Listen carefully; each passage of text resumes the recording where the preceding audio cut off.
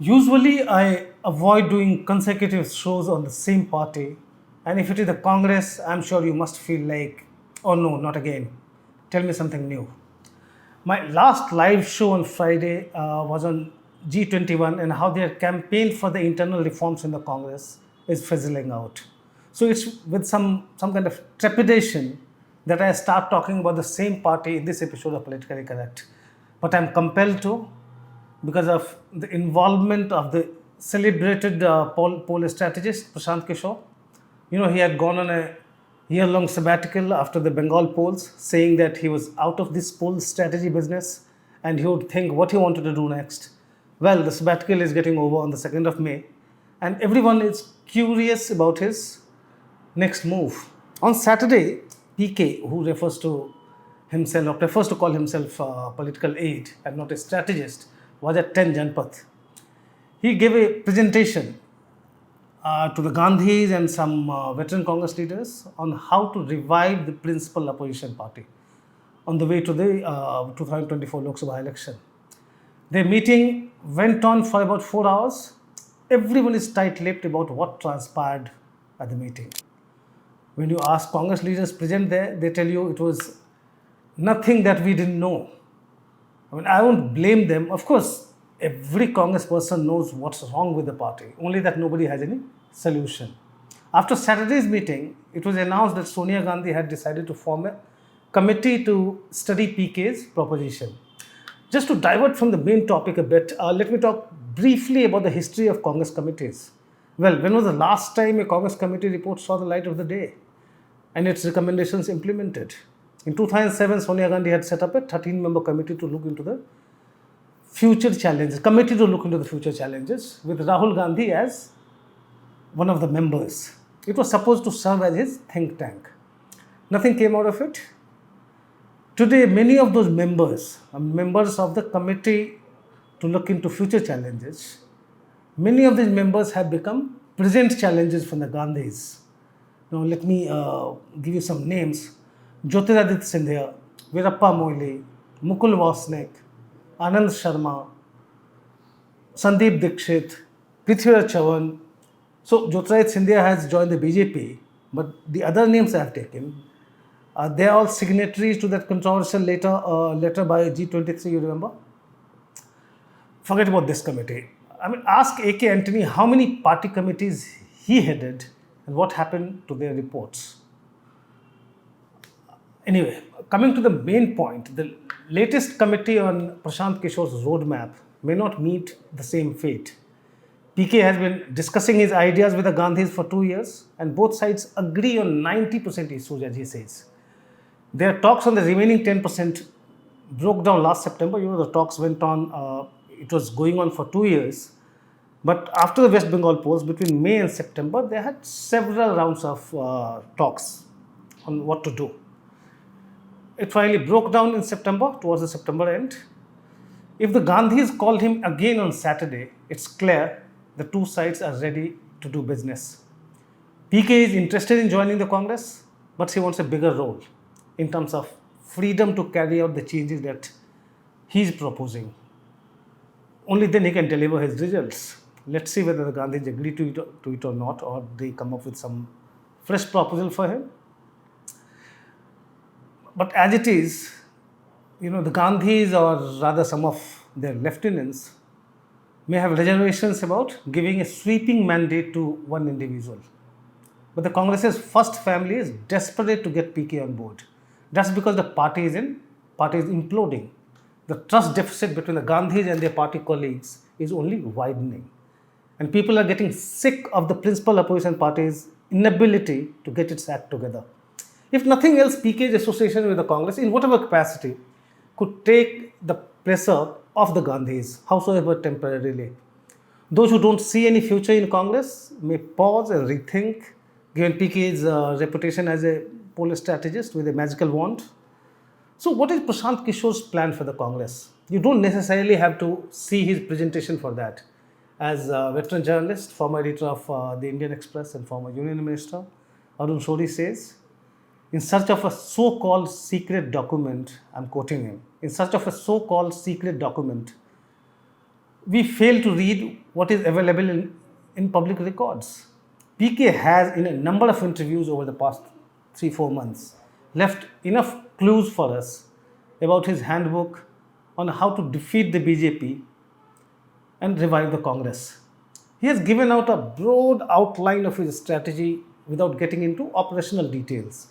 So while the Congress committee studies his presentation, let's look at PK's publicly stated views on how the BJP can be beaten in 2024. In essence, Prashant Kishor has what he calls 4M formula, that is message, messenger, machinery, and mechanics.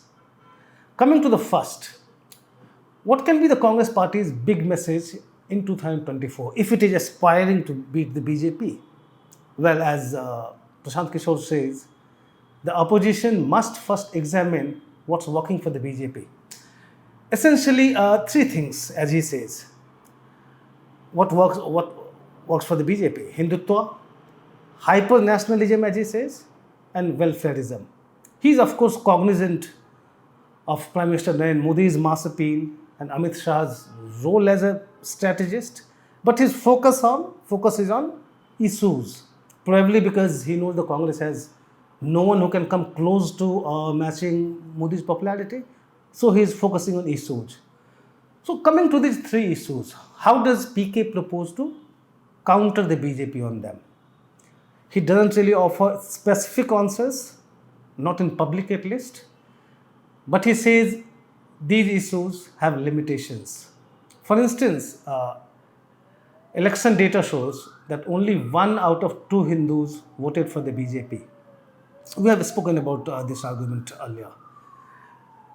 Now, while he was talking with our editor-in-chief Shekhar Gupta in off the cup program, so PK said, I'm quoting him, that Hindutva has its limitations. You can bring 50 to 55% Hindus on the basis of Hindutva, but there are enough liberal, open-minded Hindus. And as he has been saying it several times. I mean, on different occasions. Like, it's a futile exercise to get into a debate over Hinduism and Hindutva. He did not name Rahul Gandhi, but it's Rahul Gandhi who actually tries to draw a line between Hindutva and Hinduism. As for hyper-nationalism, Prashant Kishor finds it unimaginable that a party that led India's independence movement and in fact led the government when India won many wars against Pakistan. I mean, why should such a party struggle to counter the BJP's anti-national narrative against it? PK has been raising many other questions. I mean, how can the Congress allow the BJP to appropriate an icon like Sardar Patel? How many congressmen are actually fighting for Jawaharlal Nehru? I mean, not to talk about the press conferences they hold or the tweets they post. I mean, on the street, out there, in seminars, conferences, in the interactions with the people, how many congresspersons are actually fighting for Nehru? And these are valid questions. If Prashant Kishor gets associated with the Congress, we should therefore expect the opposition party to take initiatives to try to reclaim the so-called nationalist space and its icons. But when it happens, we'll see. As for welfareism, the poll strategist believes the opposition must have an alternative proposition for the people, offering them a better deal if they elect that party to power. And the alternative should look more credible and convincing. These are the broad contours of the opposition's likely counter-narrative that PK has been dwelling on, and this is what he is going to propose. He is going to carry out if he gets associated with the Congress, going by his publicly stated stand on different issues. But of the 4 M's he is talking about, that 4M formula he talks about, of the 4, messenger is the most complex. We have spoken about message. Now I'm coming to messenger. I mean, that's the most complex and ticklish in the context of the Congress. In his interviews, PK has been articulate about the effectiveness of the JP Nadda model. Modi and Amit Shah virtually run the BJP, as he says, but they have Nadda as the party president. It helps the BJP's narrative over the party, offering everyone, even a booth level worker, an opportunity to reach the top. I mean, this is what Prashant Kishor believes. I mean, this is a good message that the BJP has been sending. In a way, he is actually endorsing it, and he's admiring this strategy. So, in an interview with Barkha Dutt, the Mojo Stories, Mojo editor, PK said, and I'm quoting him, like in the BJP, Modi and Shah run the organization, but Nadda is the president. How does the BJP use it? It says that even a booth level worker can become the party president. Whether they become or not, it's a different thing. It sends out a message to the masses at large. So this is PK's stand, like why the Congress needs, or he's not saying it directly, but in a way he's suggesting that probably the Gandhis should also consider a Nadda. He is not saying it just to make it very clear. This is my interpretation of what he has been saying in public. Then Prashant Kishor has been, he has been vocal about his views that the jobs of the Prime Minister and the party president are different because they require different skill sets. So one who runs the organization shouldn't necessarily be the prime ministerial candidate, because the PM candidate's main job to strike a chord with the people, telling them his vision or his party's vision for them, and actually winning the people's hearts. So PM candidate's main job is to connect with the people, to communicate with them. On the other hand, the party president has to think about the organization. But when you talk about the Congress, it's a problem. Not that Dr. Manmohan Singh was any Modi, but a repeat of the Sonia Singh model looks highly unlikely today. Although Prashant Kishor maintains that he finds Sonia still capable of running the party and he has no problem with Rahul Gandhi's return to the helm, it doesn't really change his views on the Nadda model, the so-called Nadda model. I mean, he was telling Shekhar Gupta of the program that you cannot remain a principal political force for long if you are a family-run party. He was pretty categorical about it. So at 75, another term as Congress president for Sonia Gandhi is out of the question. Although one never knows about the Congress. If Rahul Gandhi returns, notwithstanding his proven competence or the lack of it for the job, he shouldn't be the PM candidate, or he should not be the PM face if you go by Prashant Kishor's strategic vision. He has never said that, but the kind of things he has been talking in public, how the PM candidate and the party president should be different because they have different roles. So if you apply that in the Congress's context, and PK is obviously not in favor of one Gandhi being the Congress president and again becoming the prime ministerial face when the time comes. How would it gel with the Gandhis? If the Gandhis were to concede and project, say, a Nadda in the election for the party president's post in November, it would probably pacify the G21 and also help the party shed its dynastic tag. But given the Gandhis' track record, I mean, it amounts to asking for the moon. Coming to the third M, that is machinery. And PK is known to have plans to rebuild the Congress from the bottom up, forming committees from the booth level to block level, then district levels. And if you have followed him in West Bengal, there were many controversies because he would get many district presidents of the Trinamool Congress dropped if they were not performing. And he would actually like to have that kind of a say here. As it is, the other day we did a story about the Congress Party's membership drive. They have got about 5.8, 5.9 crore members today. But the fact is, in many states, barely 20% of the booths could give them one member each. So they are struggling to even have one member for their booth committee in many blocks. In many booths across the country. So PK has to build up that organization right from the booth to the block and district level. But he has other plans too. I mean, he will find it going very tough when he starts or when he decides to fix accountability in the Congress, starting right from the top.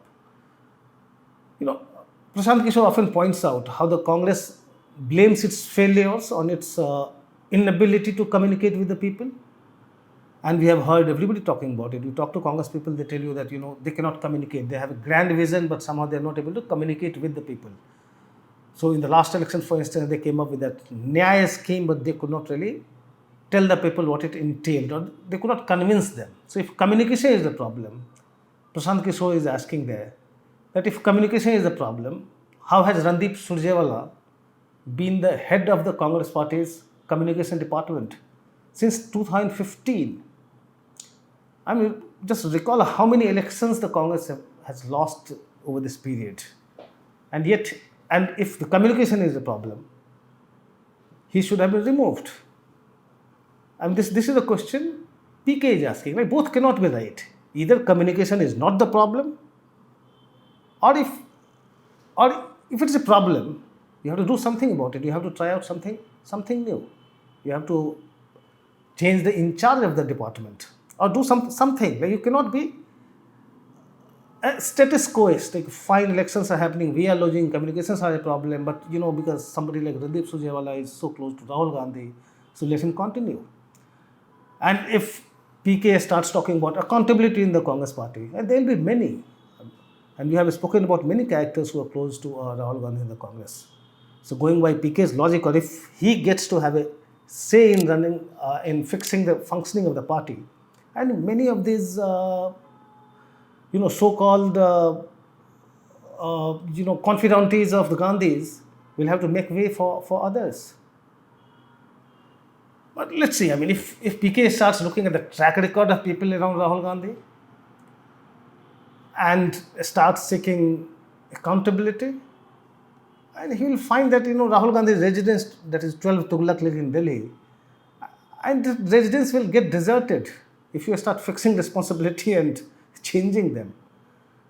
Because they owe their strength to their proximity with the Gandhis, not to their ability or their performance. PK is not known to hold one view in public and another on closed fora in his assessment of contemporary politics and the strengths and weaknesses of parties. The question therefore remains, if the Gandhis are ready for the big churn in their party that PK wants to bring. Will PK change the Congress, or will it be the other way around if he joins or if he gets associated with the party? I have no answer for this yet. I'll keep my fingers crossed. That's all from me in this episode of Politically Correct. Thanks for watching.